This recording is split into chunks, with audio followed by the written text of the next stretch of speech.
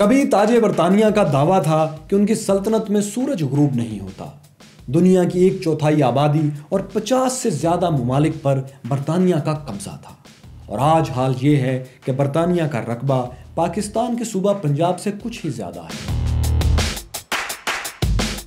تو کیا ان سب چیزوں نے برطانیہ کی طاقت کو کم کر دیا ہے؟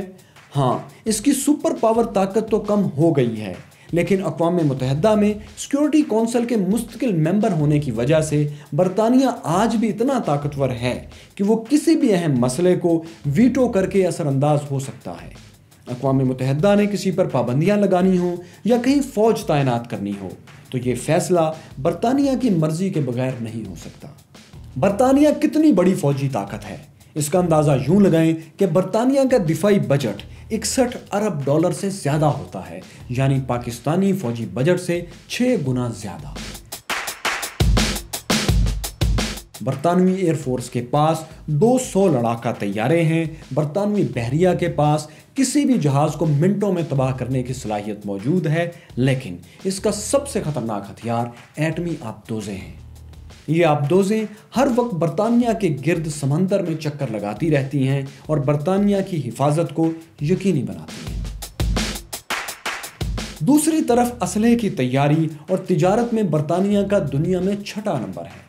برطانوی معیشت کو دیکھیں تو برطانیہ دنیا کی 5ویں بڑی معیشت اور G7 کا اہم رکن ہے۔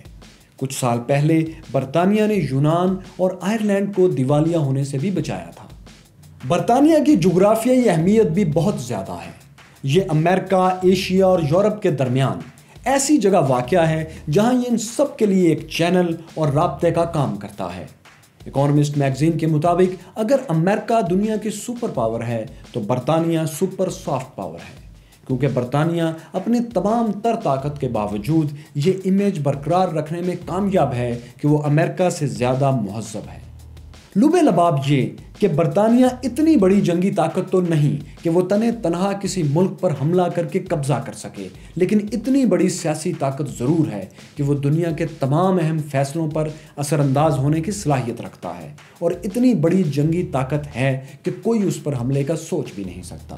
یہ بھی یاد رکھنا چاہیے کہ برطانیہ کی طاقت اس کی فوجی اور معاشی قوت میں چھپی ہوئی نہیں، بلکہ اسے یہ قوت اپنی جدید یونیورسٹیوں، سائنسی مہارت اور دنیا کے تمام ممالک سے بہتر تعلقات کی وجہ سے بھی ملتی ہے۔